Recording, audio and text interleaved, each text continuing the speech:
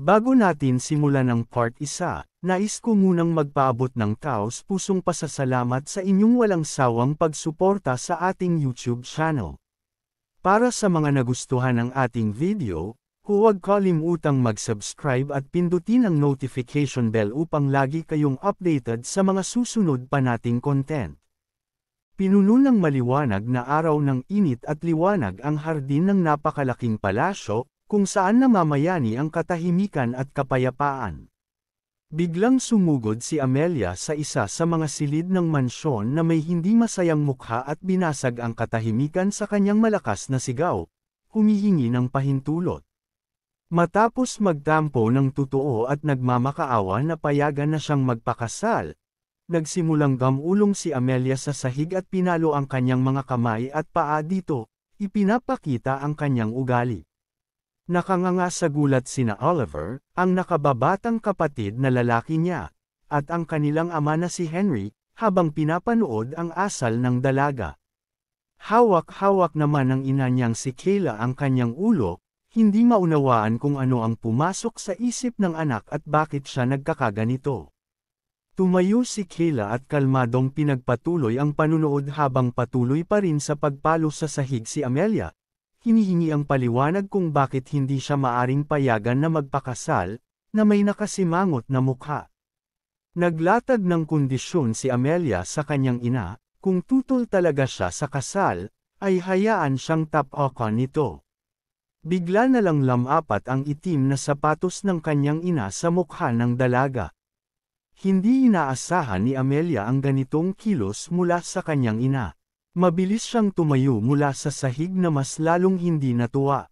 Hindi pa man siya natatapos magsalita, muling tinapakan ni Kayla ang kanyang mukha. Paalala na si Amelia mismo ang nagtakda ng kondisyong iyon. Matapos alisin ni Kayla ang paa mula sa kanyang mukha, tinanong ng dalaga kung gagawin din ba ng ina ang ganoon kung utusan niya itong saksakin siya. Sumagot si Kayla na walang bagay na hindi niya kayang gawin. Sinimulan niyang hilahin palabas ang kanyang espada mula sa kaluban, kaya agad siyang hinawakan ni Amelia sa mga balikat at inamin na nagkamali siya. Litong-lito sa galit ng ina, iminungkahi ni Amelia na umupo muna sila. Nang alap siya ng lakas ng loob, itinaas ang kanyang kamay sa dibdib at sinabi na seryoso siya sa hangarin niya. Nang tanungin kung bakit siya nagkakagulo tungkol sa kasal, pinaalalahanan siya ng kanyang ama na hanggang kahapon lang, wala naman siyang interes sa pag-aasawa o pakikipagrelasyon. Pilit na hindi nagpapahalata, sumagot siya na may alang-ineng ekspresyon na pinag-isipan niya ito. Matagal na niya itong pinag-isipan noon at sa wakas ay nagpasya siyang pag-usapan na ang paksa. Matapos kumalma ng kaunti at maunawaan ang determinasyon ng anak, sa wakas ay nagbigay ng pahintulot ang ina, sa mabigat na buntong hininga, para sa kasal. Ngunit ang higit na ikinagulat ni Kayla ay kung bakit si Ron ang pinili ng kanyang anak. Sa tanong na iyon, nagulat si Amelia at nagsimulang mag-isip kung paano niya agad masasagot iyon. Agad na bumalik sa kanyang alaala ang mga nangyari. Kung paanong nang umagang iyon, pagkagising niya, napagtanto niyang nasa katawan siya ng ibang tao. Nakaupo sa kama at walang maunawaan, napansin niyang may hawak siyang papel sa kanyang mga kamay na may nakasulat na pangalan ni Ron, at agad niyang inisip na ito rin ang parehong Ron mula sa The Wounded Sword. Hindi makapaniwala sa mga nangyayari, napuno siya ng tuwa at lumuha ng kaligayahan dahil nagkaroon siya ng pagkakataong makilala ang paborito niyang karakter na nagpaluha sa maraming puso. Ang nobelang The Wounded Sword ay isinulat ng pangunahing karakter na si Ron, na isa ring imperial na kabalyero at ang pinakadakilang bayani. Ang pangunahing problema sa nobela ay isa itong ganap na trahedya dahil sa simula pa lang, sumabog ang puso ni Ron at nawalan siya ng kakayahang gumamit ng parehong mga binti. Kasabay nito, nawala rin ang kanyang aura at kakayahang humawak ng espada, kaya't sa kanyang kawalan ng pag-asa, tumigil si Ron sa pagiging isang kabalyero. Naalala ni Amelia kung paano niya nawala ang kanyang pamilya, tahanan, at lahat ng meron siya, at kung paano siya namatay ng malagim, napagtanto ni Amelia na ayaw niyang makita itong mangyari. Nalugmok sa pag-iisip, nagsimula siyang magplano kung ano ang dapat niyang gawin upang maiwasang mangyari ito. Napagtanto niyang hindi tatanggap ng tulong si Ron mula sa isang estranghero dahil sa kanyang ugali, kaya nagpasya siyang kailangang maging pinagkakatiwalaan siya ni Ron. Iniisip na dapat silang maging magkaibigan, naalala niya na kahit ang pagkakaibigan ay may hangganan sa kung gaano kalaking suporta ang maibibigay. Kaya, nagsimula siyang mag-isip ng ibang opsyon. Itinuring din niyang hindi angkop ang maging kasintahan ni Ron dahil sa posibilidad na magwakas ang lahat kung maghiwalay sila. Matapos isantabi ang iba pang mga opsyon, napagtanto ng dalaga na ang kasal ang pinakamahusay na paraan at saka. Agad niyang babaguhin ang madugong landas ni Ron at gagawin itong landas na puno ng mga bulaklak. Matapos tanungin ng ina kung alam ba talaga ni Amelia ang tungkol sa sitwasyon ni Ron, muli siyang nagtanong kung sigurado ba talaga siyang nais niyang pakasalan ito. Nauunawaan ang buong sitwasyon, tumingin si Amelia sa kanyang ina at nagbigay ng positibong sagot sa tanong nito. Naalala niya ang orihinal na takbo ng kwento sa nobela, alam ni Amelia na kahit na marami nang nawala kay Ron sa paglipas ng panahon, ang core, ubod ng lakas, na nasa kanyang puso ay naibalik at muli siyang nakagalaw. Sa kaalamang ito, ngumiti si Amelia ng masaya at buong kumpiyansang sinabi na siguradong makakabangon muli si Ron, at nandoon siya upang tulungan siyang gawin ito. Narinig ni Kayla ang mga salita ng kanyang anak, at lumingon siya palayo na may halong pagkalito. Saka bumaling muli kay Amelia, na pagtatanto niyang hindi lubos na tuwa ang nararamdaman niya. Nagsimulang kabahan ang dalaga, takot na kahit sa paraang ito ay hindi niya makukumbansi ang ina niya. Ngunit alam niyang hindi siya pwedeng umatras para sa ikabubuti ng kanyang minamahal. Nagsisimula na sana siyang sabihin na wala na siyang pakialam kahit gaano pa sila tutol, nang biglang putulin ng ina niya ang kanyang salita, at sinabing alagaan mong mabuti si Ron. Sa narinig, napalingon si Amelia sa ina niya na puno ng pagtataka, hirap pa ring paniwalaan ang kanyang narinig.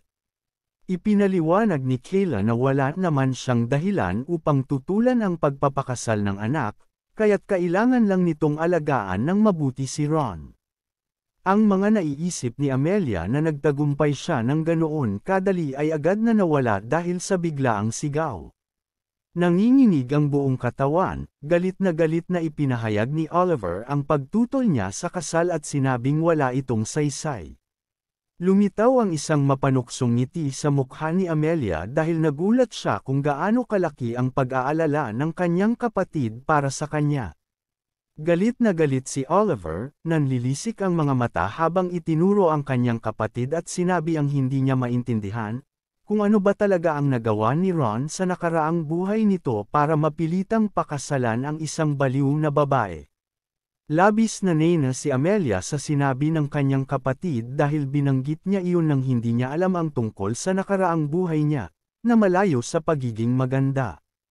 Matapos mag-isip ng ilang sandali, kinaalala ng ina na hindi pa naman talaga kailanman nagkita sina Amelia at Ron, kaya't iniisip niyang maaaring tumanggi si Ron. Sa mabigat na buntong hininga, sumang-ayon ang dalaga dahil nauunawaan niyang hindi niya magagawa ang lahat ng sabay-sabay. Buong kumpiyansa sa kanyang mga salita, sinabi niya na kung ipagpapatuloy niyang ipakita ang katapatan ng kanyang damdamin, balang araw ay maaabot din niya ang puso nito. Nang ipahiwatig niya ang posibilidad ng pag-uusap tungkol sa kasal, tinanong ng ama kung lilipat ba siya sa bahay ni Ron. Habang nakatingin sa bintana kung saan pumapasok ang maliwanag na sikat ng araw, sumagot siya na kung mapapapayag niya si Ron, ililipat niya ito sa kanilang palasyo, dahil alam niyang walang mas mainam na lugar para alagaan ang kanyang katawan at kaluluwa kundi doon. Dahil sa kabisera, pakiramdam ni Ron ay hangkag siya. Bumagsak ang maliwanag na mga sinag ng araw sa hindi rin matatawarang mansyon ni Ron, kung saan namamayani ang matatag na katahimikan. Matapos niyang ipatawag ang lahat, inanunsyo ni Ron na bagamat may natitira pang oras ayon sa kontrata, tinipon niya sila upang magpasalamat. Nang sinabi niyang kahit maaaring nakakailang, mas mainam na sabihin niya ito ng harapan, sumagot ang isa sa mga lingkod na hindi naman iyon nakakailang at lubos nila siyang nirerespeto. Matapos pasalamatan ni Ron ang mga lingkod sa ganoong mga salita, patuloy pa rin siyang ginugulo ng tanong kung paano nila nagawang irespeto ang isang inutil na amo tulad niya. Habang isa-isang iniaabot ni Ron ang nararapat na sweldo sa bawat isa, pinasalamatan niya sila para sa mga katangiang nagustuhan niya sa kanila.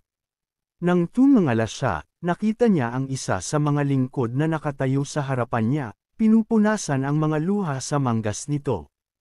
At upang maibsan ang lungkot nito, marahang tinapik ni Ron sa braso ang lingkod. Nang tumingin siya muli sa bintana, agad siyang binalot ng mga alaala tungkol sa isang mahal sa buhay, at kasabay nito, ang pagnanais na siya rin ay tapikin sa balikat. Iniisip na wala nang darating pa, lumayo si Ron sa bintana at nagpasya na magpahinga. Ngunit sa mga sandaling iyon, bumaba mula sa karwaheng kakarating lamang sa bahay ni Ron si Amelia. Naglalakad na may masiglang ngiti, matapos ipaalam sa kanyang mga magulang na buo ang kanyang kumpiyansa. Na kung hihintayin nila siya roon, dadalhin niya si Ron. Tumungo ang dalaga patungo sa mansyon. Pagpasok niya sa bahay, labis siyang nagulat kung gaano ito kalungkot at kung paanong wala itong anumang palamuti. Kaya't agad na pumasok sa kanyang isipan ang mga tanong kung ganoon ba talaga kahirap ang kalagayan ni Ron. Pagkaupo ng dalaga sa sofa, biglang may narinig siyang hindi pamilyar na tinig na tumawag sa kanya, tinatanong kung siya ba'y naghahanap sa kanya. Nang lumingon siya, nakita niya si Ron na nakaupo sa wheelchair sa harapan niya, at agad siyang nabulag sa kagandahan nito. Tumayo si Amelia at itinaas ang kamay sa kanyang dibdib bilang pagpapakita ng labis na paggalang, at ipinakilala ang sarili. Bagaman sa sandaling iyon, sa kaibuturan ng kanyang puso, halos maiyak siya sa tuwa. Ipinakita rin ni Ron ang kanyang paggalang at ipinakilala ang sarili sa dalaga bilang tugon. Naalala niyang ito ang kanilang unang pagkikita kaya't agad siyang nagtanong kung ano ang dahilan ng pagpunta ni Amelia doon. Agad na lumitaw ang isang ngiti sa mukha ng dalaga dahil ito ang tanong na matagal na niyang hinihintay. Kaya't walang pag-aatubili, sinabi niya na bagaman maaaring nakakagulat, mayroon siyang alok para kay Ginoong Ron. Nakaupo lamang si Ron at nakatingin, walang naiintindihan, habang dahan-dahang lumapit si Amelia sa kanya na may mahinaong ngiti.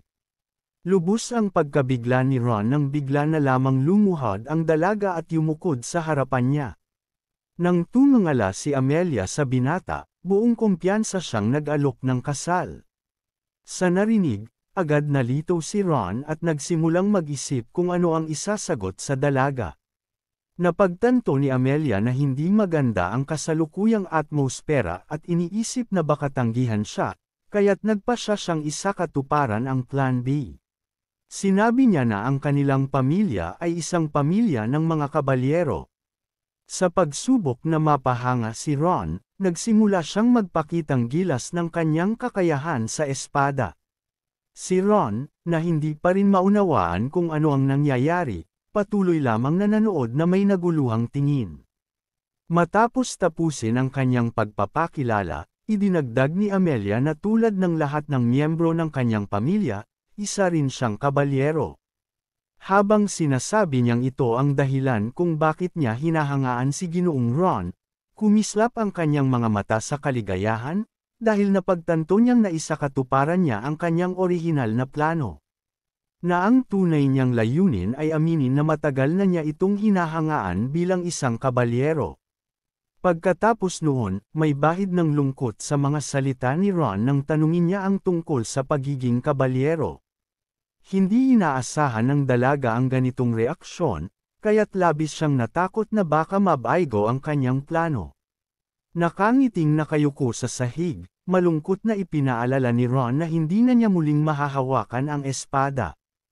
Hindi alam ni Amelia kung ano ang dapat gawin, kaya't sinabi niyang hindi iyon talaga ang ibig niyang sabihin, at agad pumasok sa isipan niya na mas mabuting sinabi na lang niya ang pag-ibig sa unang tingin.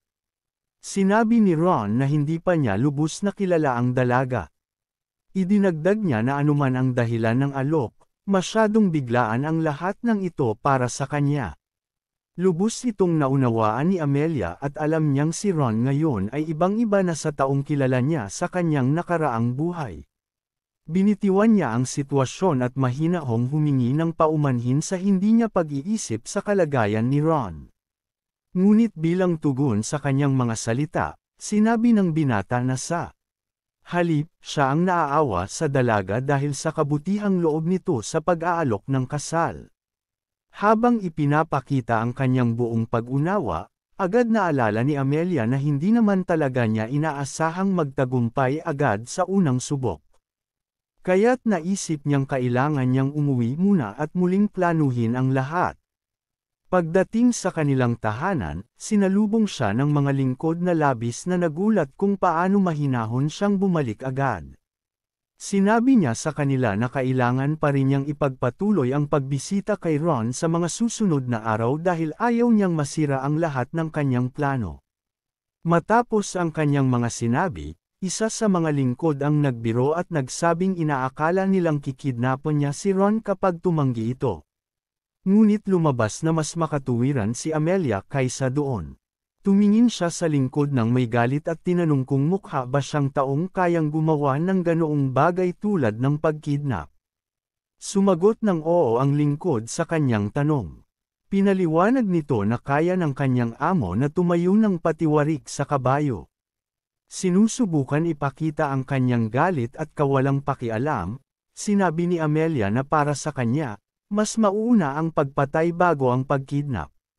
Sa nakita nilang reaksyon, dali-daling nagsitakbuhan palabas ang lahat ng lingkod. Lumabas ang mga lingkod sa silid, nagsasabing may kanya-kanya silang gawain. Pagkaalis nila, agad na nalubog ang bida sa kanyang mga iniisip at pangarap tungkol sa kung paano nagsusumikap ang mga pangunahing tauhan sa nobela na makapagpakasal. Isang imahe ang agad pumasok sa kanyang isipan kung saan napakatapang niya, na nag-aalok ng kasal kay Ron, na kasing banayad ng kahit sinong dalaga, at sa kanyang mga salita, nahihiya at nanginginig ang boses ni Ron habang nagbibigay ng positibong sagot. Hindi sigurado kung tama ba ang ginawa niya, nanatili siyang nakaupo, nag-iisip, alam na halos hindi siya tinitingnan ni Ron.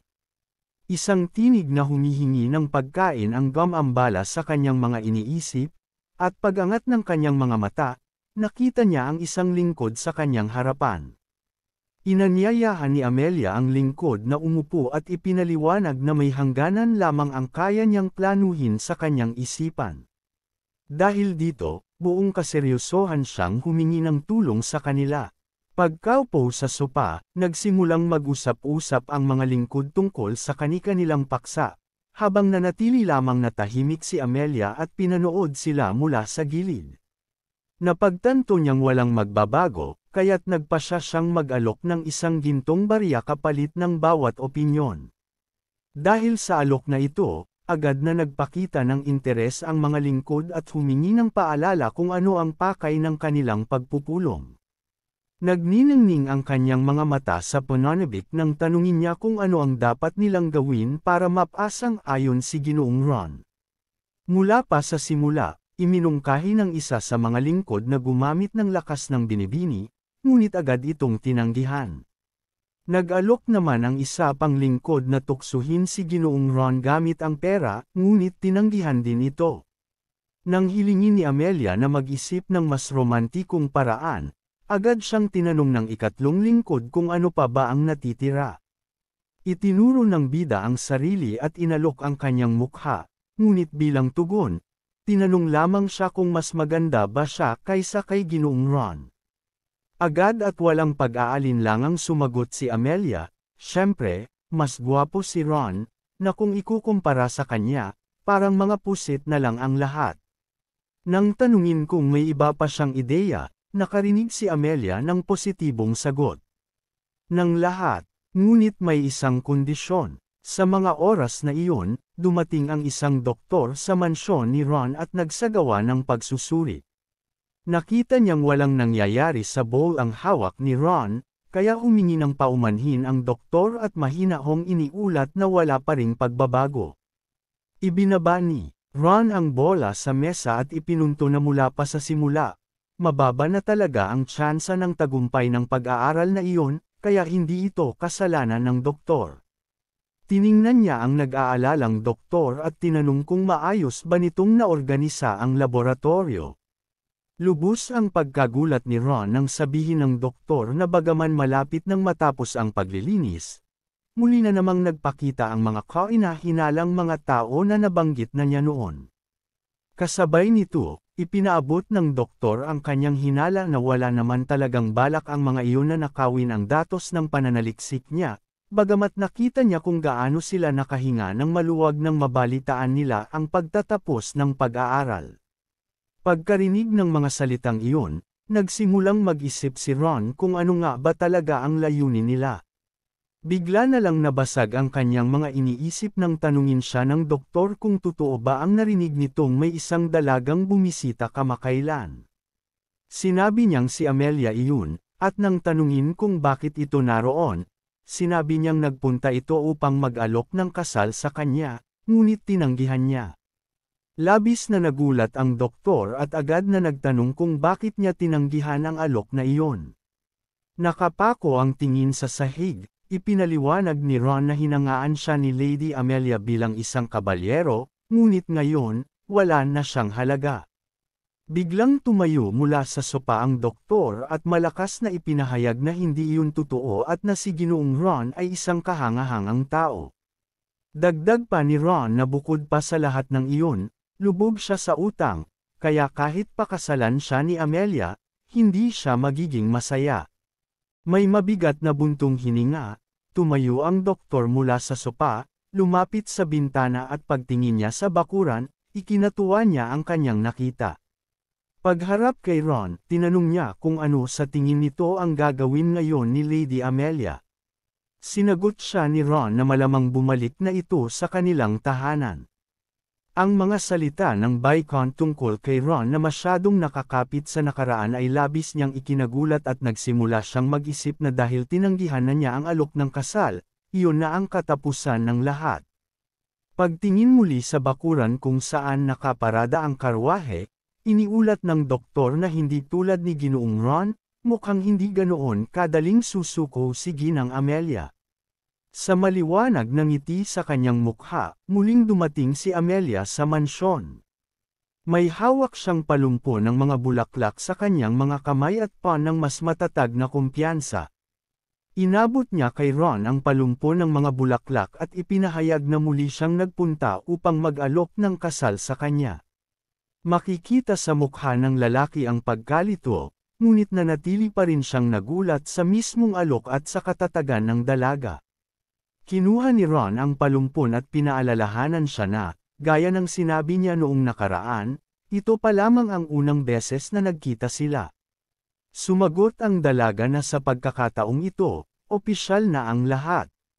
Sinabi niyang siyempre, maaari siyang tumanggi ngayon dahil hindi naman niya ito pinipilit. Ilingon ang tingin, humingi ng paumanhin si Ron at sinabi na sa pagkakataong ito, tatanggihan pa rin niya. Sa masiglang ngiti, masayang sinabi ni Amelia na walang kailangang ihinging paumanhin dahil ayos lang ang lahat. Napangiti siya sa pagkaunawa na iba naman ang tunay niyang layunin ngayong araw. Gamit ang inosenteng mga mata, nagpaalam siyang nais niyang silipin ang mansyon, kunwari interesado siya sa arkitektura ng kabisera. Nagulat si Ron at nagtanong kung iba ba talaga ang mga mansyon sa kabisera.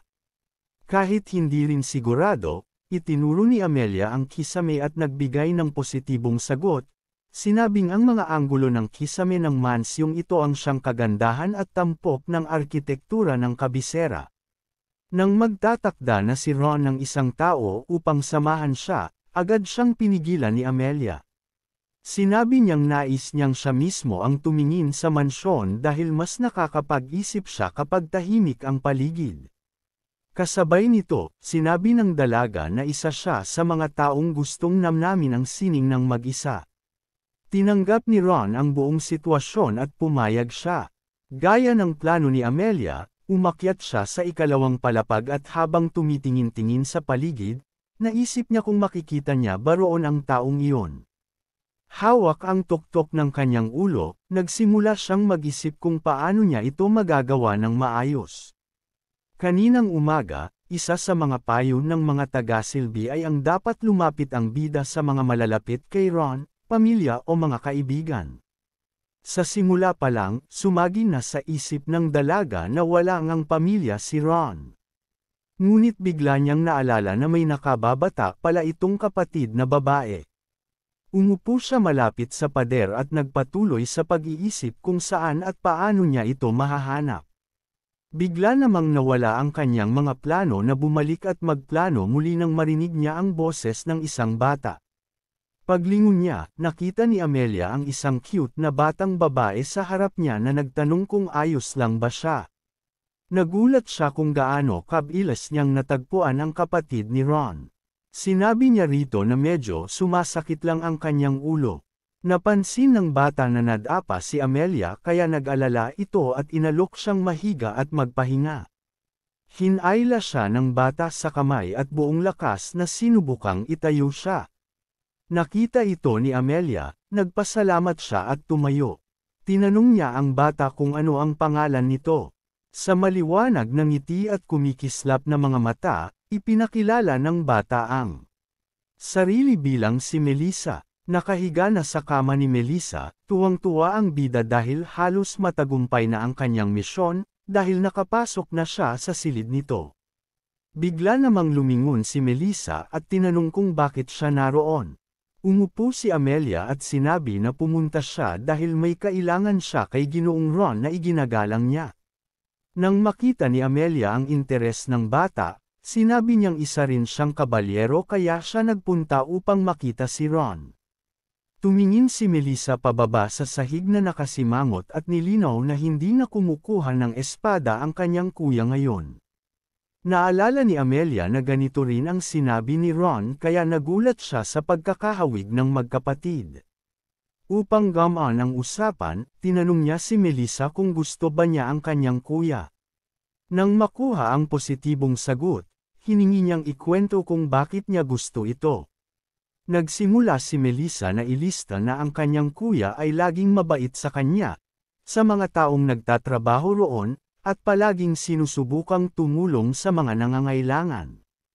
Kapag may nahihirapan, at kapag may dumaraan sa mahirap na panahon, nakikiramay din siya sa kanila. Ngumiti si Amelia at sinabi na dahil sa mga kadahilanang iyon kaya niya iginagalang si Ginoong Ron. Sa mga matang puno ng kasiyahan, masayang sinabi ni Melissa na marami pala silang pagkakapareho ni Amelia. Pinalo-palo ni Amelia ang upuan sa tabi niya at inalok ang bata na umupo ng mas comfortable, na masaya namang sinang-ayunan ni Melissa. Pagkatapos haplosan ang ulo ng bata, tinanong niya kung ano ang huli nitong binasa. Sumagot si Melissa na ito ay isang aklat tungkol sa mga pamantayan ng kagandahang asal, etiquette. Naalala ni Amelia ang sarili niya noong bata pa siya, na wala ring ideya sa nakasulat doon, kaya naisip niyang baka mahirap-hirap nga ang aklat na iyon para kay Melissa. Nang tanungin niya ang bata tungkol dito, sinabi ni Melissa na madalas siyang magpaikot-ikot sa mga pahina dahil hindi niya lubos maintindihan ang mga pinag-uusapan doon. Nauunawaan ni Amelia ang sitwasyon kaya tinanong niya kung nais ba ni Melissa na turuan siya ng kanyang ate tungkol sa kagandahang asal. Sa pagkarinig nito, agad na kumislap ang mga mata ng bata at masayang pumayag. Labis na nagulat pero natuwa si Melissa nang mag-pinky swear sila bilang tanda ng kanilang pangako. Ganon din si Amelia, lubos ang kanyang kasiyahan dahil bigla siyang nakapag-ayos ng susunod na pagbisita. Alam niya na mas napalapit na siya sa pagtupad sa kanyang plano na flower path para kay Ron. Lahat ng ito ay dahil kay maliit na Melissa, at nagsisimula na niyang maisip ang mga imahe ng kasal sa kanyang isipan. Pagsapit ng gabi sa bahay ni Amelia, isang taga-silbi ang labis na nagulat sa buong kwento at hiniling sa dalaga na turuan siya ng mga asal o ugali na pinakapangunahing kaalaman. Itinuro siya ni Amelia at Commandant, sabay sagot ng buong kumpiyansa na, huwag malalit. Namangha ng husto ang taga-silbi at agad niyang inutusan ang dalaga na buksan ang aklat ng kagandahang asal sa oras na iyon. 5 taon na ang nakalipas, noong panahon ng digmaan, si Ron, habol hininga sa pagod, ay natapos ang kanyang tungkulin gaya ng dati. Bigla siyang tinawag ng isang boses mula sa kanyang likuran at paglingon niya, nakita niya ang isang sundalo na mas mababa ang ranggo kaysa sa kanya. Sinabi ng sundalo na nakakita siya ng isang nakaligtas. Tumingin si Ron pababa at labis na nagulat dahil ito ay isang bata pa. Idinagdag ng lalaki na tila siya lang ang nakaligtas sa nayon na ito at lalo pang nagulat si Ron. Naiintindihan ang buong sitwasyon, magalang niyang tinanong na ang bata ay dalhin sa kampo ng mga nakaligtas. Ngunit nang marinig na wala ng espasyo sa kampo at kaya't may utos mula sa itaas na baliwalain na lang ang mga nakaligtas, labis na nagulat si Ron. Hindi makapaniwala sa mga salitang ito, iniutos ni Ron na ang bata ay dalhin agad sa kampo. Ngunit bigla, isang lalaki mula sa likuran, na parang lumitaw mula sa wala, ang nakipagputol sa kanilang usapan, sinabing wala silang oras para mag-chat. Paglingon ni Ron, nakita niya ang isang lalaking nakatayo sa harap niya, na may utos mula sa isang marangal na kabalyero na mas mataas ang ranggo kaysa sa kanya. Sa isang hindi masyadong kalugod-lugod na mukha, tinanong siya ng lalaki kung kilala niya ang batang babae. Yumuko si Ron at ipinakilala ang sarili, sinabi niyang siya ay isang senturyon na namamahala sa disiplina at mga aksyon sa laban. Nang unay inisip ng lalaki na isa lamang itong karaniwang mamamayan, ngunit agad niyang binago ang ekspresyon ng mukha nang malaman ang pangalan ni Ron. Habang may pag-aalipusta sa mukha, sinabi ng lalaki na hindi niya akalaing makikita niya ang isang batang halimaw na kayang magpatamba ng 12-dosenang tao sa isang araw. Nang tanungin kung ilang tao na ang napatumba niya sa araw na iyon, sumagot si Ron ng naguguluhan na mga 20. Bigla na lamang sumulpot ang isang mapanlinlang na ngiti sa mukha ng marangal na kabalyero, at inalok ito na kapalit ng ibibigay na lahat ng mga nagawa ni Ron, siya na ang magdadala sa bata sa kampo. Sa pagkarinig ng ganoong alok, mas lalo pang nagulat si Ron at hindi maintindihan kung paano ang isang tao na tulad nito ay maaaring maging marangal na kabalyero. Hindi pa rin lubos na naiintindihan kung anong gagawin, sumulyap si Ron sa direksyon ng batang babae na nakatayo. Tumingin siya kay Ron na may malalaking mata na kumikislap na nagtatago ng takot. Naiintindihan ni Ron ang kawalan ng pag-asa ng sitwasyon sa batang ito, ngunit nagdesisyon pa rin siyang tanggapin ang alok ng lalaki. Pinalo siya sa balikat ng marangal na kabalyero at sinabi, mas matalino pala itong batang ito kaysa sa akala ko. Isang ngiti ang lumitaw sa mukha ni Ron, at hindi siya nagsisisi sa kanyang desisyon. Hinaplos niya ang ulo ng batang babae, inakay ito, at dinala siya kasama. Nang gabing iyon habang sila'y kumakain ng hapunan, nagsimulang magkwento si Melissa sa kanyang kuya na dumating si Lady Amelia sa kanyang kwarto at siya ay sobrang ganda. Tumingin si Ron sa kanyang nakababatang kapatid ng nagulat, at tinanong siya tungkol sa kanilang pagkikita ni Lady Amelia. May ngiti sa kanyang mukha, sumagot si Melissa ng positibo at sinabi ni Amelia na siya ay nirerespeto ang kanyang kuya at patuloy na nagsalita tungkol sa mga kalakasan ni Ron. Kasabay nito, idinagdag ng batang babae na nang sinabi niyang mabait ang kanyang kuya, pumayag si Lady Amelia. Nang marinig ito, isang ngiti ang lumitaw sa mukha ni Ron, at natawa siya, dahil nahanap niyang nakakahiya.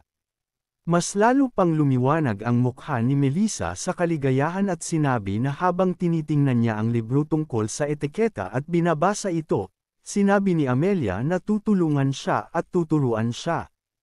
Pagkatapos ng mga salitang ito, nawala ang ngiti sa mukha ni Ron, at iniisip niya na si Amelia ay nagpasya na tulungan ang kanyang kapatid, ngunit sa huli ay nagdesisyon siyang payagan ito dahil 2 beses na niyang tinanggihan ang alok na kasal. Tumingin kay Melissa, nakita niyang hindi masyadong masaya ang kanyang kuya tungkol sa balitang ito. Kaya sinabi niya na kung hindi komportable ang kanyang kuya, hindi na siya mag-aaral. Nang una, iniisip ni Ron na nag-aalala siya para sa kanya, at inisip na marahil ito ay dahil sa mga karanasang napagdaanan niya sa mga larangan ng labanan at sa pamumuhay sa isang kampo kaya't siya ay mahusay magbasa ng emosyon. Tumingin siya sa kanyang kapatid na may ngiti at sinabing hindi siya komportable. Alam niya na dahil si Melissa ay mula sa isang pamilya ng mga karaniwang tao, hindi siya makapag-usap sa mga bata mula sa mga pamilyang marangal, ngunit dahil sa titulong taglay ng kanilang pamilya, hindi rin siya makapag-usap sa mga bata ng karaniwang tao, palaging nananatili sa likod. Kaya't ang kanyang kapatid ay laging naglalaan ng oras sa pagbabasa ng mga libro ng mag-isa. Tumingin siya sa kanyang masayang kapatid at umaasa na kahit papaano, si Lady Amelia ay maging isang kaibigan para sa kanya. Siya dahil marahil ay matagal na niyang hindi naranasan ito. May ngiti sa kanyang mukha, sinabi ni Ron sa kanyang kapatid na nagulat lang siya na siya pa ang nagmungkahi nito at na sa katunayan ay nakatagpo ng mabuting tao ang kanyang kapatid. May kumikislap na mga mata, kinumpirma ito ni Melissa at sinabi na gusto niyang makita si Amelia sa lalong madaling panahon. Tumingin si Ron sa kanyang masayang kapatid ng may kasiyahan, na napagtanto na magiging labis na malungkot si Melissa kung hindi niya ito papayagan. Sa panahong ito, naglalakad si Amelia sa mga kalsada ng lungsod, tuwang-tuwa sa kung gaano siya kasaya sa paggamit ng oras, habang ang katulong na naglalakad sa likod niya ay labis na pagod. Ang mga salita ng katulong tungkol sa pagpunta sa kanya upang mag-aral pagkatapos ng lahat ng kasiyahan ay nagpatigil kay Amelia. Lumingon siya at, puno ng gulat at hindi pagkasiyahan, pinaalalahanan niya ang katulong na 3 araw na siyang nag-aaral ng etiketa, na sinagot naman ng katulong na ang sinuman na makakakita kay Amelia ay iisipin na buong araw siyang nag-aral, kahit na 30 minuto lamang siyang nag-aral. May mga luha sa mata, iniulat ng heroine na ang buong 30 minuto ay parang 30 oras. At pinaalalahanan siya ng inis na katulong na hindi pa nga siya nagkaroon ng pagkakataong mag-concentrate ng maayos sa buong oras na iyon. Sinabi ni Amelia na hindi na bale at sinubukan niyang akitin ang katulong gamit ang lahat ng kanyang alindog. Pagkatapos, upang ilihis siya mula sa paksang iyon, buong tiwala at kasiyahan na sinabi ng heroine na ang pinakamahalaga ay ang kanyang kasal. Habang sa likod niya, hindi pa rin makapag-isip ang katulong sa nangyari. Tumingin ang katulong at tinanong siya kung kailangan nilang bumalik at magsimula na agad mag-aral dahil napakahalaga nito. Nagulat ang katulong nang makita kung gaano kalayo na ang narating ni Amelia mula sa kanya at hindi pa rin siya pumapayag na mag-aral. Nang magpatuloy si Amelia at napalayo, labis siyang nagulat nang biglang lumitaw ang 2 estranghero sa kanyang harapan. 2 tao na ang mga katawan at ulo ay nakatikip ng kapa at sombrero ang tumingin ng hindi maganda sa batang babae na hindi naintindihan kung sino ang mga ito. Isa sa mga estranghero, tinawag si Amelia, at tinanong kung siya ba ito. Nang hindi alam ni Amelia kung ano ang nangyayari, napagtanto ng heroine na ang mga taong ito na nakakakilala sa kanyang pangalan ay hindi basta-bastang mga dumadaan lang. Agad na naguluhan ang pangalawa sa mga estranghero nang sabihin ng batang babae sa kanila na hindi siya ang akala nila, at itinulak siya ng agresibo. Sumagot ang isa pang estranghero na may galit na tingin na dumating siya dito na alam na si Amelia siya, kaya't tinanong siya ng batang babae kung bakit pa siya nagtanong kung alam na nila. Tumingin siya sa kanya ng galit at sinabi na umalis na siya sa kabisera habang maayos pa silang nagtanong. Nang marinig ito, Hindi maintindihan ni Amelia kung ano ang gusto nila mula sa kanya, at ang hindi pagkakasundo ay napalitan ng isang ngiting nakakaloko, at tinanong niya kung ano ang mangyayari kung ayaw niyang umalis. Hinawakan ng estranghero ang pang-ibaba ng espada at sumagot ng galit na wala siyang pagpipilian kundi iguhit ang espada. Ang mga salitang ito ay hindi nagdulot ng kahit katiting na takot sa heroine, kundi sa halip ay nagtawanan siya at pinansin kung gaano kasaya ito. Nagsimulang marinig ang mga sigaw mula sa mga estranghero na humihingi ng tulong sa kahabaan ng kalsada, habang si Amelia, na tumingin sa kanila ng may pagbabanta, ay nagtanong kung may iba pa ba silang ibibigay sa kanya. Yumuko ang mga estranghero sa harap niya at nagsimulang humingi ng awa. Pagkatapos hilingin sa katulong na umiwas, pinagbantaan ni Amelia ang dalawang lalaki na kung hindi nila sasabihin ang lahat, muli nilang makikita ang galit na dulot nito. Nang matakot na baka muling mabugbog, sumang-ayon ang mga ito nang walang pag-aalinlangan at nagsigawan ng malakas. Ang unang tanong ni Amelia tungkol sa kung sino ang nagpadala sa kanila ay sinundan ng matagal na katahimikan. Agad niyang pinagbantaan ang mga ito na sisimulan niya sa mga daliri nila.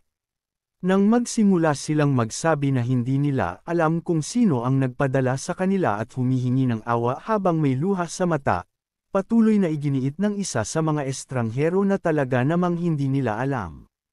Habang puno ng hindi pagkasiyahan, galit na tinanong ni Amelia kung bakit nila tinanggap ang trabaho ng hindi alam ang kahit ano.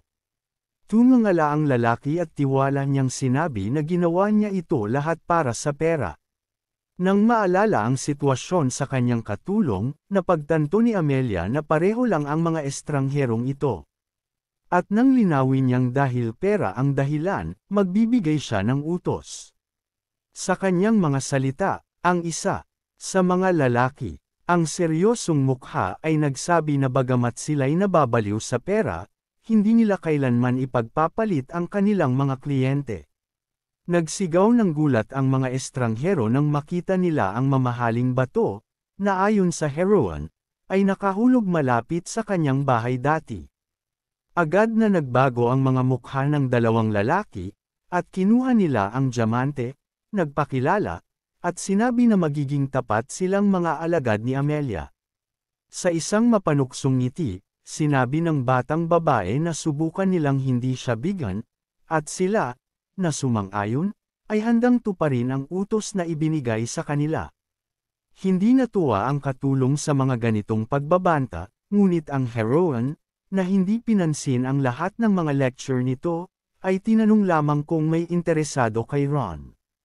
Bigla, isang hindi inaasahang kaisipan ang pumasok sa ulo ng Surier, at nag-isip siya na maaaring siya iyon. Bago pa man ito tapusin, tinanong ni Amelia kung maaari nitong ulitin ang sinabi niya, na kung saan nakuha niyang sagot na parang isang banta ito mula sa isang babae. Pagkatapos sagutin na wala namang masama, nagsimulang mag-isip ang heroine na sa orihinal na kwento, wala namang mga kababaihang interesado kay Ron. Gayunpaman, sinabi pa ni Melissa sa kanya noon na wala silang masyadong bisita sa kanilang bahay. Pagkatapos mag-isip ng kaunti, nagdesisyon ang heroine na alamin ang lahat kinabukasan. Nag-react siya ng may pagkadesdén nang mag-imagine siya ng isang larawan ni Ron na may lihim na kasintahan. Habang hawak ang isang maluho at malalaking bulaklak sa kanyang mga kamay, muli niyang tinanong kung handa na ba si Ron na tanggapin ang alok ng kasal. Sa isang bahagyang ngiti, napansin ni Ron na parang lumalaki ang bouquet. Habang si Amelia ay nahihiya at nagtataka kung katanggap-tanggap ba ang ngiting iyon, si Ron ay ngumiti ng pilyo, humingi ng paumanhin, at muling tinanggihan ang alok. Bagamat inaasahan ng heroine ang parehong resulta, siya'y nalungkot pa rin sa pagtanggi. Ngunit nang tumingin siya kay Ron na nakangiti, nawala ang lahat ng kalungkutan dahil napansin niyang ang reaksyon ni Ron ay tila naging mas malambot kaysa noon. Itinapon niya ang bouquet mula sa kanyang mga kamay, at tinanong ni Amelia kung maaari siyang magtanong. Dahil 3 beses nang tinanggihan ni Ginoo Ron ang alok niyang kasal. Matapos ang ganitong hiling, nag-atubili ang lalaki sandali at hindi alam kung ano ang sasabihin. Nakita ang reaksyon na ito, tinutok ng heroine ang tatlong daliri, na nagpaalala sa kanya ng tatlong pagtanggi, at tinitigan siya ng may kutitap ng mata, ngumiti, at sumang-ayon si Ron sa hiling. Labis na natuwa ang babae sa kanyang sagot. Naiwan namang tuliro ang lalaki nang tanungin siya ng heroine na may seryosong mukha kung may mga babae pa siyang kinakausap.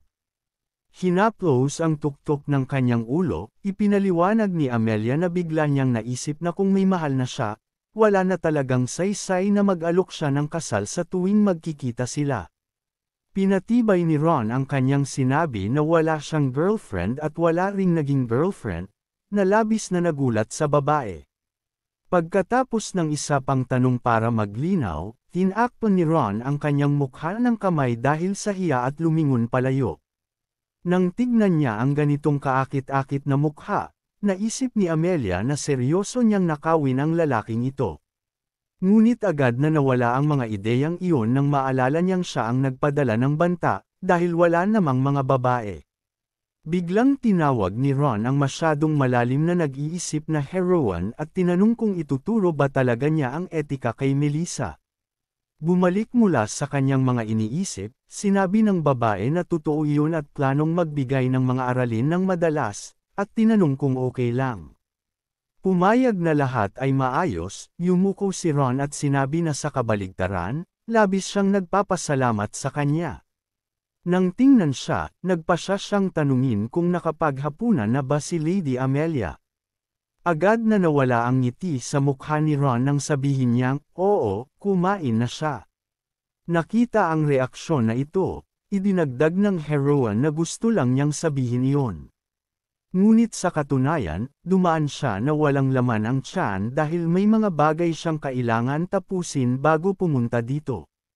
Habang iniisip naman niyang anumang pagkain ang magiging kauna-unahan niyang kainan kung siya'y nandyan, at nang mag-alok si Ron na maghapunan kasama si Melissa, agad siyang sumang-ayon, binigyan lang ng paalala na tanging ngayong araw lang ito. Labis siyang nagulat at natuwa nang pagtawanan siya ni Ron at sabihing mayroong kakaibang bagay sa kanya. Tinitigan si Ron na nakaupo sa mesa ng heroine nang may pang-aasar, at naisip niyang magandang pagkakataon ito para makakuha ng puntos. Lumingon siya kay Melissa at sinabi na ipapakita niya sa kanya ang tamang etika sa pagkain at magsisimula siya sa pagtuturo kung paano tamang umupo.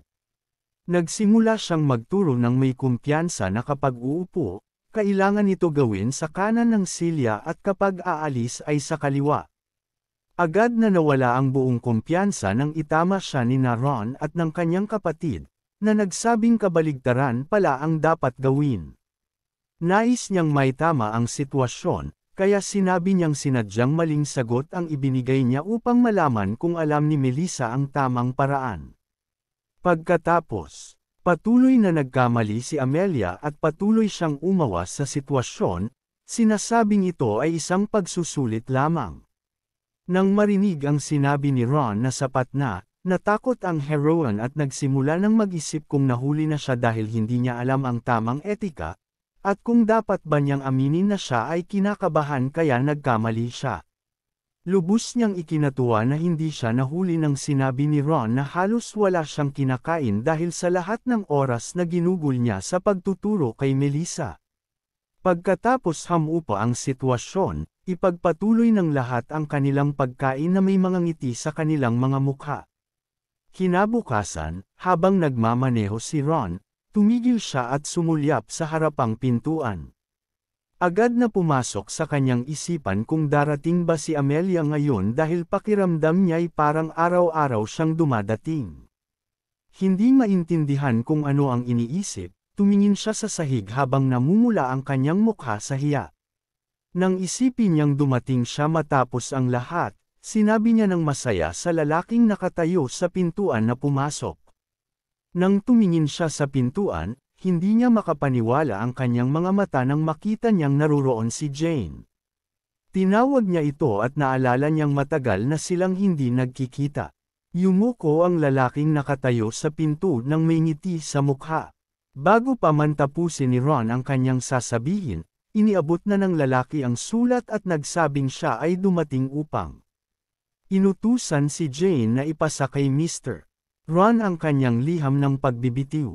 Tumingin si Ron ng may kalituhan at nagtanong ng paglilinaw tungkol sa pagbibitiw. Si Jane, na may malalim na buntong hininga, ay ipinaliwanag na ang mga pambansang tagapagtanggol ay maaaring makatanggap ng sahod kapag sila ay nagretiro at nagtanong kung may nagsabi na ba sa kanya tungkol dito. Alam niyang ganap nilang alam ang kanyang sitwasyon. Sumagot si Ron na ito ang unang pagkakataon na sinabi ito sa kanya.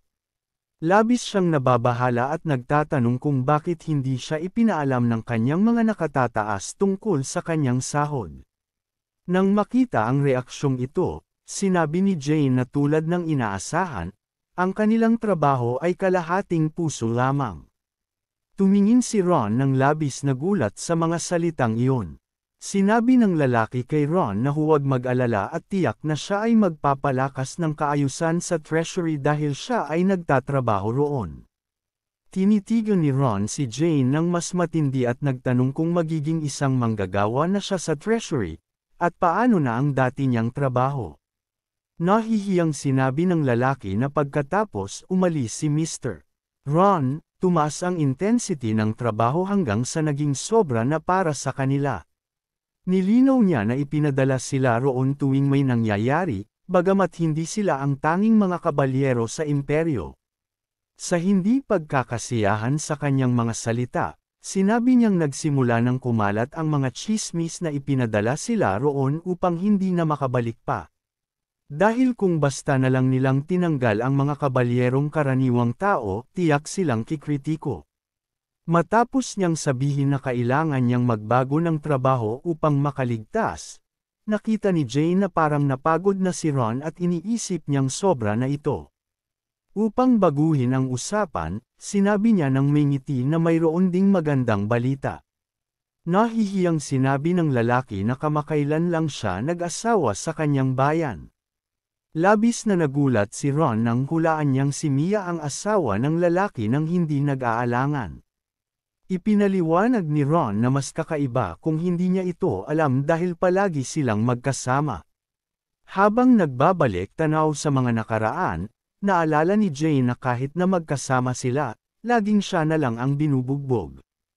Nang may nakakatakot na ngiti, pinaalala ni Ron sa kanya, na hindi pwedeng mangyari ang ibang bagay dahil nagtataya sila.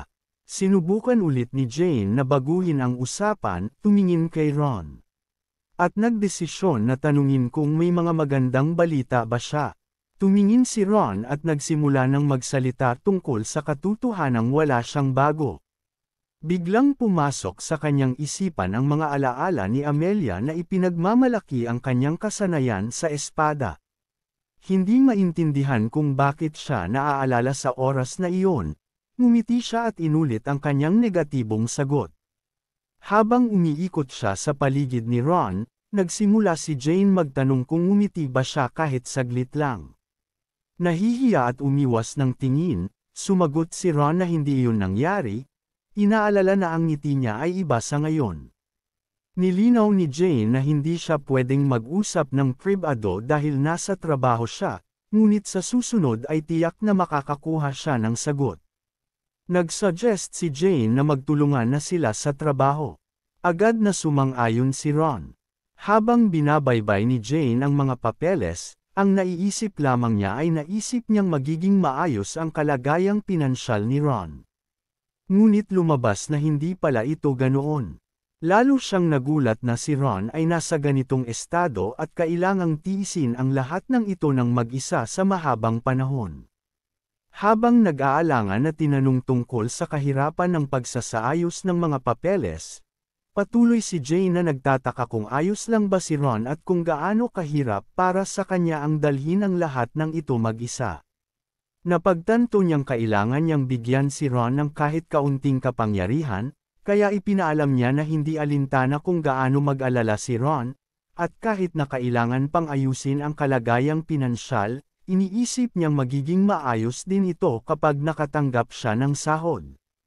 Labing tuwa si Ron pagkatapos ng mga salitang iyon ni Jane tungkol sa pag-asa niyang lubos na umasa sa kanya, at maligaya siyang sumang-ayon dito.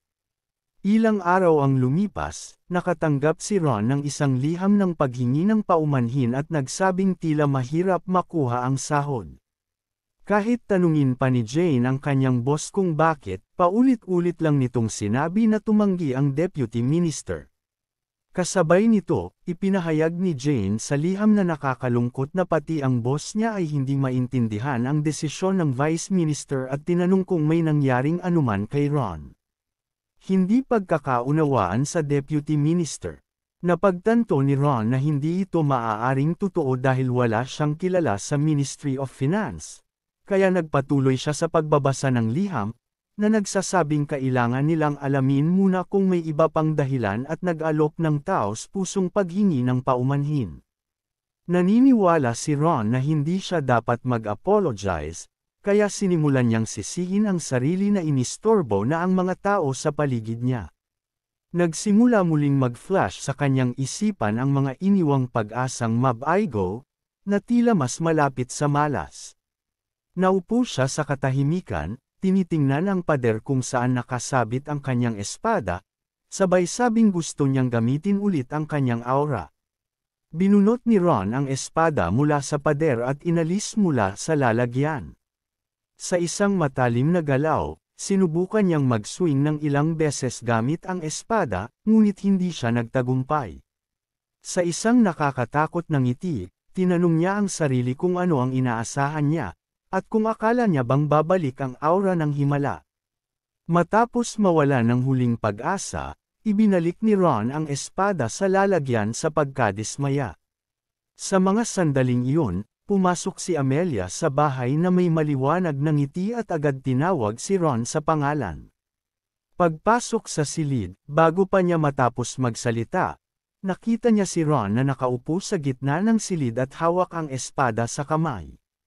Nang makita ang mukha ni Ron, hindi niya maintindihan kung anong klaseng sitwasyon ito at kung bakit may kakaibang atmosfera sa silid. Nakita siya ni Ron at binati siya ng nakakatakot na tingin. Napansin ni Amelia ang espada sa kanyang mga kamay at napansin na ang atmosfera ay hindi katulad ng dati at bumasag siya ng pagbati sa kanya.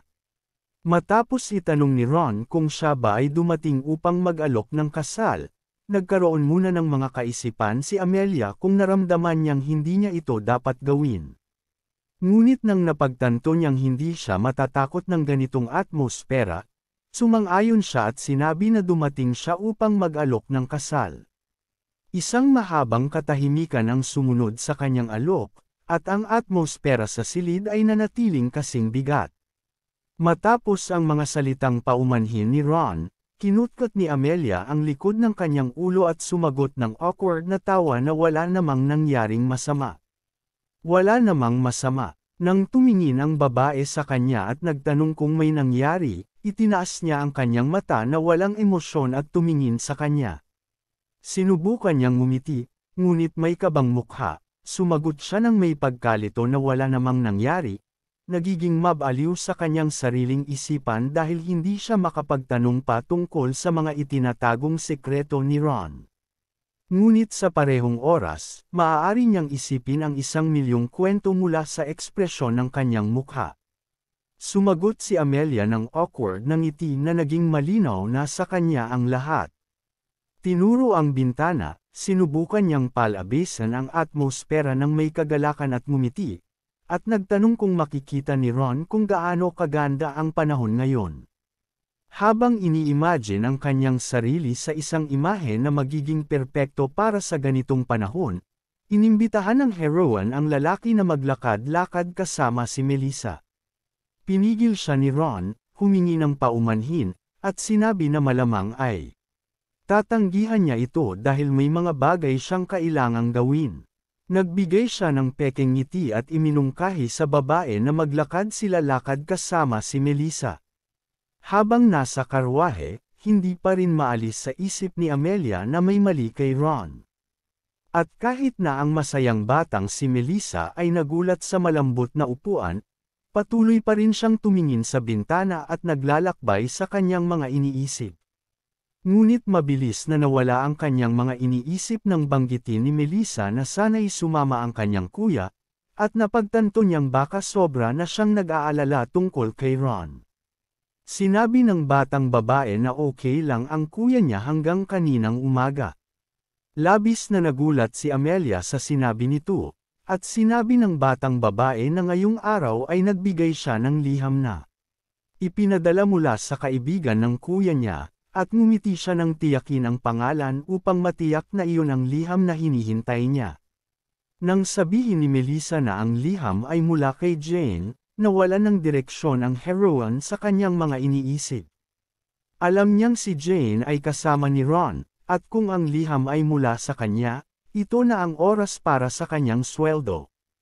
Hindi maintindihan ng babae kung bakit ayaw ibigay ng Vice President ang sahod ni Ron. Naalala ng heroine ng mabuti na kahit sa orihinal na nobela, kaunti lamang ang impormasyon na may kinalaman sa pananalapi. Ang mga iniisip ni Amelia tungkol sa paglaban ng mag-isa sa mga sugatang sundalo, pinuprotektahan sila at tinalo ang kaaway ay naputol nang tawagin siya ni Melissa, napansin na may nakakatakot na ekspresyon siya sa mukha. Tanong ni Melissa sa babae kung may kinatatakutan ba siya. Nag-aalangan, sinabi ni Amelia na iniisip niya kung ano ang dapat nilang gawin ngayon araw, at tinanong kung may mga lugar ba na nais puntahan ni Melissa. Ngiting kumikinang ang mga mata ng batang babae at seryosong sinabi na gusto niyang pumunta sa teatro. Tumingin ang heroine sa kanya ng gulat at muling tinanong kung gusto ba talaga niyang pumunta sa teatro. Nang sabihin ni Melissa na nagkamali siya, nahirapan at namula, sinabi niyang nang maisip niya ulit, hindi na niya yata gustong pumunta sa teatro. Nang tanungin ng heroine kung saan siya gustong pumunta, nagdalawang isip ang bata at nagsimulang tumingin-tingin sa paligid.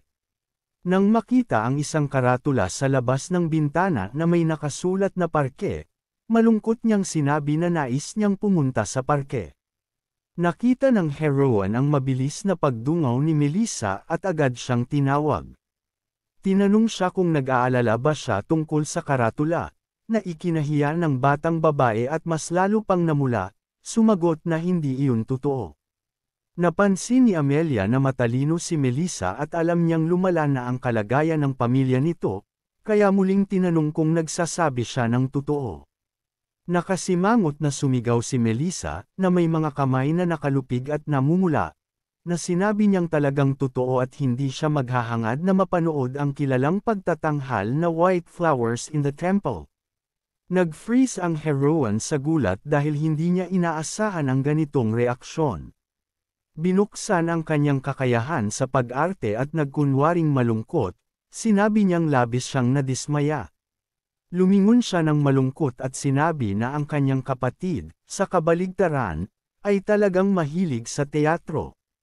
Tinanong siya ni Melissa nang may malasakit kung totoo ba ito. Sumagot ang heroine ng malungkot, sinabi niyang hindi siya gaanong mahilig magtangkilik ng teatro mag-isa at natutuwa siya nang banggitin ni Melissa ang teatro. Nang ituro ng batang babae na medyo mahal ang mga tiket sa teatro, nagkunwaring malulungkot na sinabi ng babae na akala niya ay nakakita na siya ng isang tao na mahilig din sa teatro, at habang naglalabas ng mga luha na parang buwaya, sinabi niyang tila ito ay puro imahinasyon lang niya. Tumingin sa ibaba, mahinahong iminungkahi ng batang babae na pumunta na sila sa teatro. Upang makuha ang katotohanan mula sa kanya, sinabi ni Amelia na hindi niya nais na pilitin siya na pumunta sa teatro dahil lamang sa gusto niya ito. At pagkatapos, inamin ni Melissa na talagang gusto rin niyang pumunta sa teatro. Nang tanungin muli ng heroine kung kasinungalingan ito, matigas na sinabi ng batang babae na hindi. Hawak ang mga kamay ng bata, buong kumpiyansa niyang idineklara na talagang gusto niyang pumunta. Ngiting-ngiti, sinabi ng heroine na papayagan niyang pumili siya ng palabas kapalit ng pagsama sa kanya. Nang medyo kabado, tinanong ni Melissa kung maaari ba niyang gawin iyon. Hinaplos ni Amelia ang ulo ng bata at Commandant sumang-ayon. Sa puntong ito, ang kondisyon ni Ron ay naging napakabigat kaya't tumalikod siya sa malakas na alak. Ang maliwanag na sinag ng araw ay dumapo sa mga tiles ng coffee shop kung saan nagtipon ang ilang tao. Hawak ang tasa ng tsaa, nagngiti si Amelia at tinanong si Melissa kung nagustuhan ba niya ang palabas. Sumagot ang batang babae ng isang bagay na mas kawili-wili pa kaysa sa inaasahan niya. Tumulo ang mga luha ni Melissa nang maalala ang eksena kung saan ang pangunahing tauhan ay miraculousong gumaling, na ayon sa kanya ay ang pinakamaganda. Ngumiti, pumayag ang heroine at sinabi sa kanya na ipagpatuloy lang ang pagkain ng pasta. Habang si Melissa, na may mga mata na namamaga mula sa mga luha, ay paulit-ulit na nagsasabing talagang interesado siya. Alam ni Amelia na isang palabas ito kung saan ang pangunahing tauhan ay nakakayanan ang isang malubhang karamdaman. Kaya't inisip niya na si Melissa, nakikita ang pangunahing tauhan, ay baka naiisip ang kanyang kapatid. Inaasahan niyang mananatili itong maganda na alaala para kay Melissa dahil ang palabas mismo ay may masayang wakas at patuloy na nakipag-usap ng matamis sa kanya. Habang tumitingin sa bintana, biglang naalala ni Melissa at sinabi sa heroine na mayroon siyang. Dito na siya kasama ang kanyang maliit na kapatid. Tumingin si Amelia sa kanya ng may gulat, iniisip na hindi ito nabanggit sa orihinal na nobela. Sinimulang ikwento ni Melissa na para sa kanya, nang una siyang dumating sa kabisera, ipinakita siya ng kanyang kapatid sa lugar at naglakad silang magkasama. Kasama nito, nakita siya ng maraming kamangha-manghang bagay at natikman din ng maraming bagong masasarap na pagkain. Pagkatapos sabihin ni Amelia na talagang mabait ang kanyang kapatid, kumunot ang mga kamao ng batang babae at sinabi na pagkatapos ng lahat ng iyon, pumunta sila para manood ng palabas ng magkasama. Matapos niyang ibaba ang kanyang tingin sa sahig, tumulo ang mga luha sa kanyang mga mata at sinabi niyang hindi pa rin niya makapaniwala na ang kanyang kapatid ay hindi na makakalakad muli. Habang hinahawakan ang kanyang kamay, sinabi ni Amelia nang may matibay na kumpiyansa na tiyak na makakabangon ang kanyang kapatid dahil alam niyang ito ang pinakamahalagang kaganapan sa nobela. Nang medyo kumalma, nagsalita ang batang babae tungkol sa kanyang mga alalahanin tungkol sa katotohanang ang kanyang kapatid ay mukhang labis na malungkot. Sinabi niyang maayos naman ang lahat nang siya ay nagsasagawa ng mga pag-aaral kasama ang doktor ng pamilya. Ngunit sa bawat araw na lumipas, unti-unti siyang nawawala ng lakas ng loob. Napagtanto ni Amelia na napansin ni Melissa na hindi maganda ang kalagayan ng kanyang kapatid ngayon, kaya nagsimula siyang mag-isip kung paano niya siya mapapalakas. Itinaas ang pangalawang palad sa kamay ng batang babae, sinabi ni Melissa na may nais siyang hilingin kay Ginang Amelia. Labis na nagulat ang heroine sa kahilingang ito at handang makinig sa anuman sa mga hiling ng batang babae nang may buong seryosidad. Tumingin siya sa kanya nang may matamis na ngiti at tinanong kung maaari ba niyang madalas na bisitahin ang kanilang bahay kapag dumating siya muli sa kabisera dahil napansin niyang ang monotonous na buhay ng kanyang kapatid ay nagbago mula nang dumating siya. Malugod na nagulat si Amelia sa kahilingang ito dahil palaging puno ng mga kaisipan ang kanyang ulo kung ginagawa ba niya ang lahat ng ito nang walang kabuluhan. Ngunit hindi niya inisip na ang maliit na batang babae ay may ganap na ibang pananaw. Agad na sumang-ayon ang heroine sa kahilingang ito. Ngunit bilang kapalit, may isang matalim na ngiti siyang. Ngumiti, nagtanong na tuparin ang kanyang hiling. Nakatayo sa tabi ng isang stand na maraming mga damit, si Amelia, na may kumikislap na mata, ay nagsabi na pumili siya ng kahit anong nais niya. Nagtaka si Melissa nang marinig ang ganoong hiling. Agad na naalala ng isip ng batang babae ang sitwasyon sa katulong, na nagsabing kailangan muna niyang bigyan si Lady Melissa ng mga damit, sa kanyang opinyon na ang mga damit ay masyadong ordinaryo. Ipinaliwanag ng Cordier na hindi niya naintindihan at dapat ang mga damit ay maging ganoon na tatandaan ng matagal. Ipinakita ng batang babae sa board na ipinaliwanag sa kanya na sa ganitong kaso, kapag isusuot ni Lady Melissa ang mga damit na iyon, ito ay magpapaalala sa kanya kay Amelia. Idinagdag pa niya na hindi lamang ang bata kundi pati si Ron ay aalalahanan siya kapag nakita nila ang mga ipinamigay na damit. Nang sinabi niyang tinitingnan niya ang mga damit bilang isang uri ng advertisement, tinanong siya kung mayroon siyang mas magandang opinyon, na siya namang sumagot ng hindi, na may malalim na buntong hininga. Bagamat hindi ito mukhang magandang opsyon sa kanya, itinuring pa rin niyang isang magandang paraan. Sumigaw si Amelia sa amazement nang makita kung gaano kaganda ang batang babae sa mga damit na iyon. Hawak ang isang bag ng pera sa kanyang kamay, tiwala niyang sinabi na siya na ang magbabayad para sa lahat ng ito. Sa oras na iyon, may luha sa kanyang mga mata, hinawakan ni Melissa ang kanyang kamay at sinabi na sobra na ito. Ngunit patuloy pa rin na pinilit ni Amelia at sinabi na bilang isang dalaga, dapat alam ni Melissa kung paano panindigan ang kanyang mga pangako. Habang pinapanood ang maliit na batang tumanggi, may luha sa mata, naramdaman ng heroine na siya'y isang masamang tao at pumayag na bumili lamang ng 5 piraso.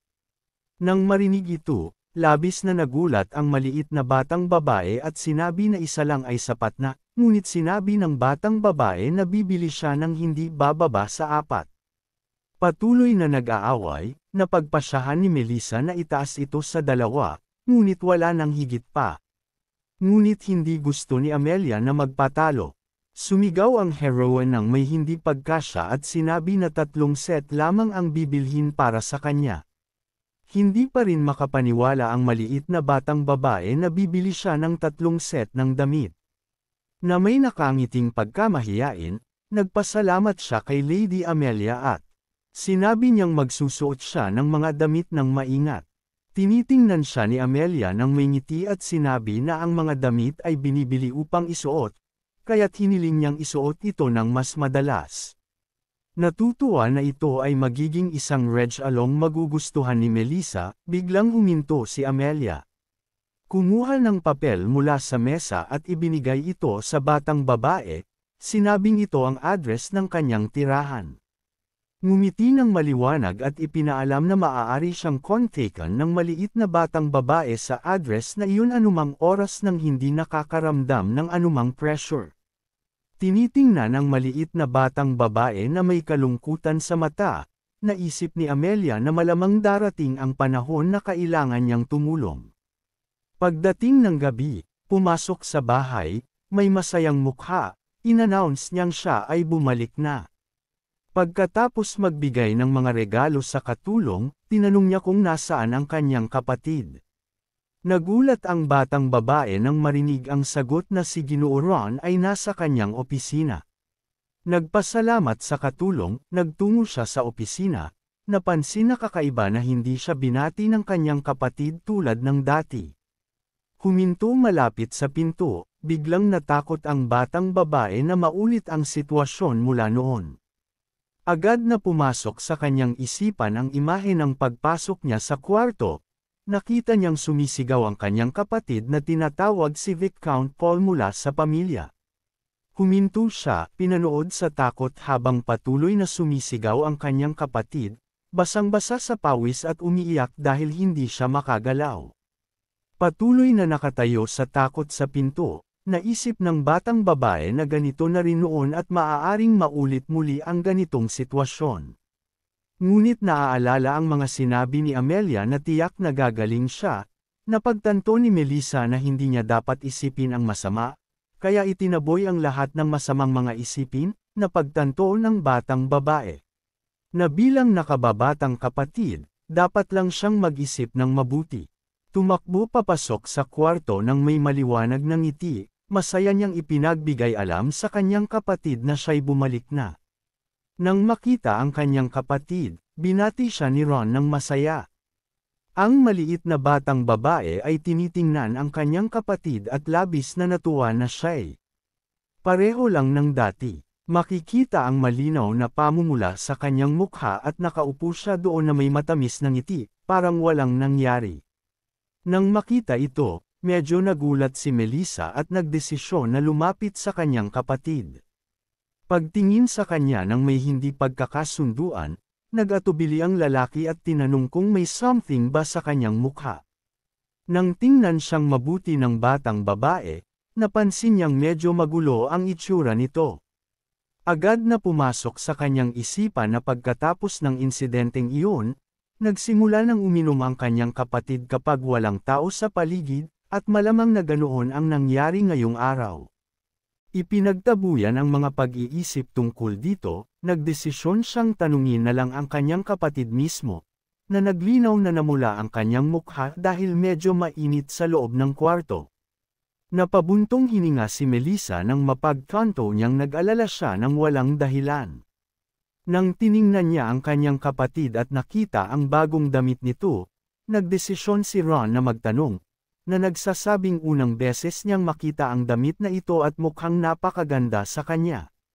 Sa kagalakan, nagningning ang mga mata ni Melissa at nagdesisyon siyang ikwento kay Ron ang tungkol sa kanyang lakad kasama si Lady Amelia.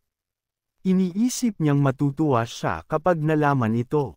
Si Ron, pinapalo siya sa ulo, ay nagsabi na tiyak ay nakakatawa nung sinabi ng kanyang kapatid na si Lady Amelia ay isinama siya pauwi. Sang-ayon si Melissa at ngumingiti, sinabi niyang sa susunod ay kailangan nilang pumunta ng magkasama. Labis na nagulat si Ron nang makita ni Melissa, na nakitang malungkot siya, sinabi na hindi importante kung kailan ito mangyayari. Ipinatong niya ang kanyang munting daliri at humiling na may pangako mula sa kanyang kapatid na tiyak na pupunta sila. Si Ron, mahigpit na hinawakan ang maliit nilang daliri, at buong tiwala niyang ipinangako ito sa kanya. Matapos magsabi ng magandang gabi, nag-wish si Melissa ng sweet dreams sa kanyang kapatid. Habang siya ay nagwa-waving palm, si Ron ay bumati ng magandang gabi bilang sagot. Nang Maywan mag-isa sa kwarto, sinabi ni Ron na natutuwa siyang masaya ang kanyang kapatid. Nang makita niyang nahulog ang isang bote ng alak na nakatayo sa ilalim ng mesa, sinubukan ng lalaki na abutin ito. Habang sinusubukan niyang yumuko at hindi maabot ang bote, napansin ni Ron kung paano. Walang kahulugan siya, at nagsimulang palm attack ang mga luha mula sa kanyang mga mata. Pagdating ng umaga, nang dumating ang kasambahay upang gisingin ang batang babae, si Amelia, na natatakpan ng kumot, ay humiling na payagan siyang matulog pa ng 5 minuto. Nang sabihin ng kasambahay na kung ganoon ay iPad-adala na lamang si Jake pabalik, agad na tumalon si Amelia mula sa kama. Tinitigan ang kasambahay, bigla niyang naisip na tanungin kung sino si Jake, kaya't nagulat siya at tinanong kung bakit siya nagising kung hindi naman niya alam. Agad na naalala ni Amelia nang ipaliwanag ng kasambahay na siya yung isa sa mga kasama ng mga tulisan na ipinagkatiwalaan niya ng isang kaso noong nakaraan. Habang siya ay binabati, sinabi niyang wala silang dapat ipag-alala nang sabihin ng kasambahay na aabutin pa ng kaunting oras bago siya may handa. Nagulat ang batang babae sa sinabi ng kanyang ginang na may paraan siyang alam. Nang makita nilang handa na sa sandaling iyon sa kalsada, ang mga kasamahan ay nagulat at nagtatanong kung paano niya nagawa iyon, na ang sagot ni Amelia, na pinakwayet ang mga ito, ay mas mabuting huwag nilang malaman. Nakita niyang hindi pa rin nauunawaan ng kanyang mga kasamahan, kaya't pumasok sila sa cafeteria. Tinawag siya ni Jake, ang mga mata ay puno ng kasiyahan, at sinabi niyang narito siya. Nang makita ang mukha nito, tinanong ni Amelia kung siya ba talaga ang taong gusto siyang takutin noong nakaraan, kaya't sinabi ng kasambahay na baka nagkaroon siya ng amnesia dahil sa pagkabigla. Hindi pinansin ang mga salitang sinabi nito na matagal na silang hindi nagkita, agad na tinutok ni Amelia ang usapin at tinanong kung nahanap na ba niya ang taong iyon.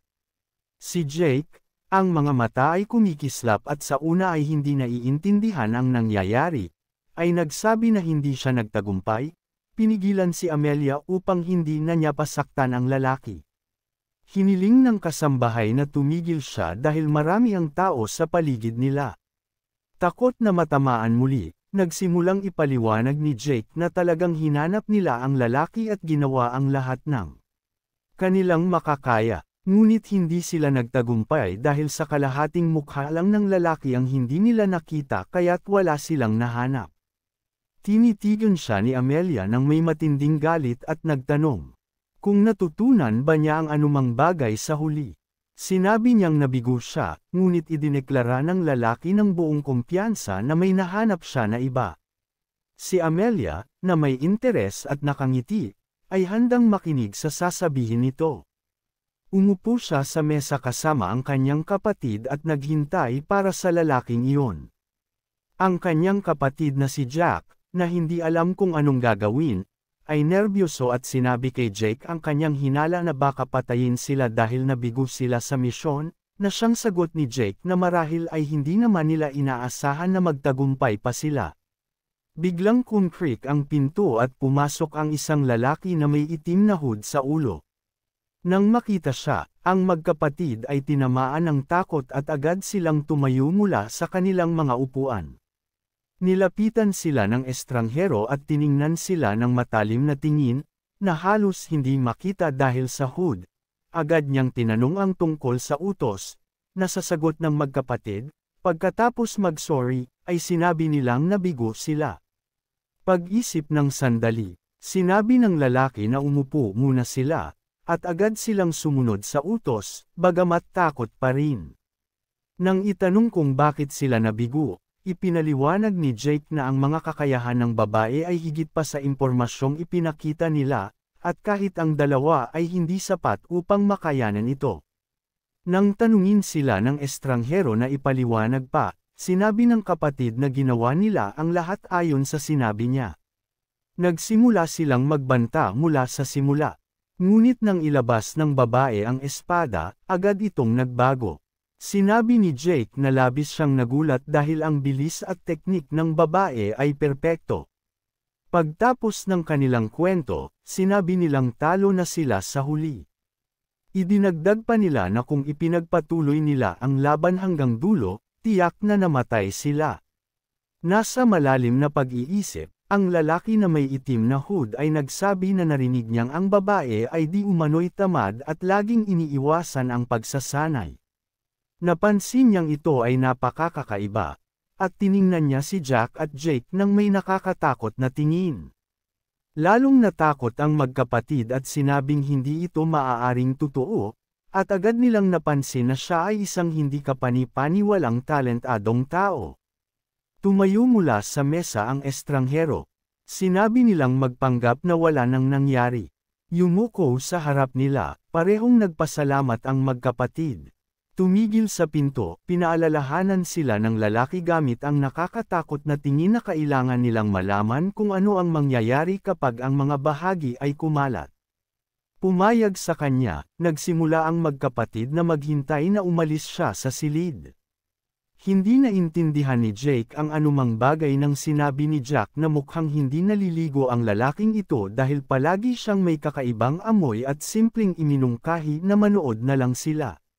Nang lumabas sila at sumilip mula sa likod ng poste, agad nilang nakita ang lalaki. Nagpatuloy ang magkapatid na magmasid habang isang lalaking lumapit sa kanya. At nang makita ang kanyang hood, agad nilang inisip na magkapareho sila ng grupo. Nang mapansin nilang pareho silang umaalis, nagpasya si Jake at Jack na sundan sila. Nang makita ang pinto sa harapan nila, tinanong ng isa sa mga kapatid kung dito ba nila pinuntahan. Pagkatapos sabihin sa kanila na mag-ingat at mag-ingay ng kaunti, inilagay ni Jake ang listening artifact sa kanyang tainga at sinabi na wala silang ibang paraan kundi ito. Ipinahayag ng lalaking may itim na hood na nabigo silang paalisan ang Cloud Lady, na labis na ikinagulat ng ibang lalaki. Habang nakikinig pa rin, inisip ni Jake na parang ang lalaking may itim na hood ay hinihingian din ng isang bagay. Nang sabihin ng estranghero na may itim na hood na ipapakita niya ang lahat ng kaya niyang gawin kung bibigyan siya ng isa pang pagkakataon, tumanggi ang ibang lalaki, sinabing dapat nilang iwan muna ang ideyang iyon. Habang nakikinig sa kanilang usapan, inisip ni Jake na ang lalaking may itim na hood ay tila nasa mababang ranggo, at nagtaka kung anong klase ng tao siya. Nang magsimula ang lalaki na may pulang cap na magsalita tungkol kay Jane, isang empleyado ng Ministry of Finance, na mas kawili-wili ngayon, biglang pinigilan siya ng isa pang lalaki, labis na nagulat si Jake at kasabay ng takot na bigla nilang itinigil ang usapan, inisip niyang malamang ay napansin nilang may nakikinig sa kanilang pag-uusap, kaya iminungkahi ni Jake na umalis na sila. Binuksan ng estranghero na may itim na hood ang pinto ng bigla at hindi napansin.